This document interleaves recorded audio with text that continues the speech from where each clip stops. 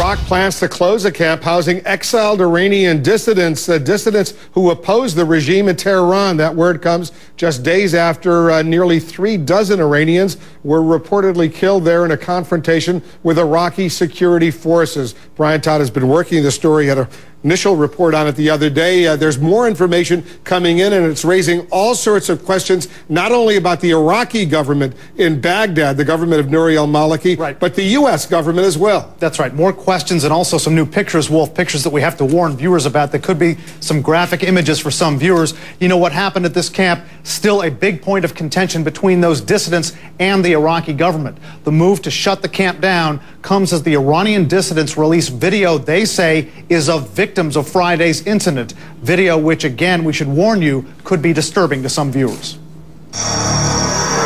A grisly new video set to classical music purporting to show victims of a massacre at a camp for Iranian dissidents, a camp inside Iraq. The Iraqi government now says it will shut down Camp Ashraf by the end of the year. It's been there 25 years as a place to shelter Iranians who have long opposed the regime back home.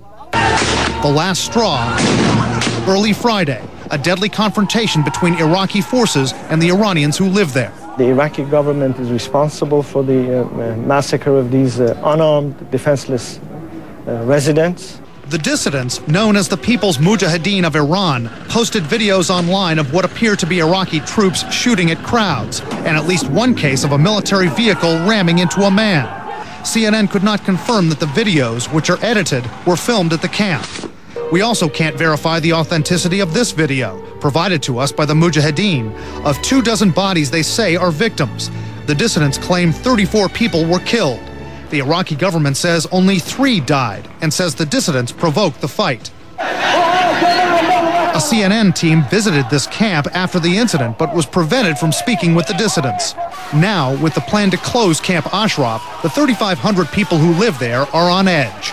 The People's Mujahedeen is concerned that once the Iraqi government shuts down that camp, they'll expel the people inside it to Iran, which for many of them might mean execution. In a phone interview with CNN, Iraq's ambassador to the U.S. said that won't happen. You know, there is no intention on the part of the Iraqi government to send any of the residents of Camp Ashraf back to Iran against their will. But the dissidents have long made this claim against the Iraqi government, which has recently had a much improved relationship with Iran. The Iraqi government is doing the bidding of Tehran and wants to massacre these Iranians who are a thorn in the mullah's side. The Iraqi government denies that. I asked analyst Ray Takei about it. What, if any, involvement does the Iranian government have with respect to the dealings on that camp?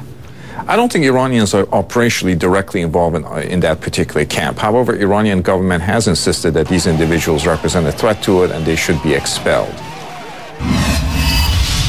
The Iranian, Iraqi, and the American governments all formally consider the People's Mujahedeen to be a terrorist group because of its targeting of Iranian officials in the past. A State Department report also says the Mujahedeen helped Saddam Hussein crush a Shia rebellion in southern Iraq in 1991, which is a key reason why the current Iraqi government has such a grievance with those people in that camp. The Mujahedeen denies ever doing that with Saddam Hussein, Wolf. What's the latest on this other aspect, that there were U.S. military personnel at Camp Ashraf and they suddenly left just before the Iraqi military moved in? The Iranian dissidents are sticking to their claim that an American military unit was there just in the hours before this incident occurred, and they claim that they were ordered to leave by their commander in Baghdad, despite objections from an American commander who was on the ground there. We contacted U.S. forces in Iraq over this again today, and they say, a spokesman for the U.S. forces in Iraq says that is completely untrue. He says there was an American unit there the day before the attack doing routine checks, as they often do in that camp, but he says the commander made no requests to stay in the camp, and he says they had no indication of what was going to happen the next day. I know you'll stay on top of this story for us. Thanks very much, Brian Todd.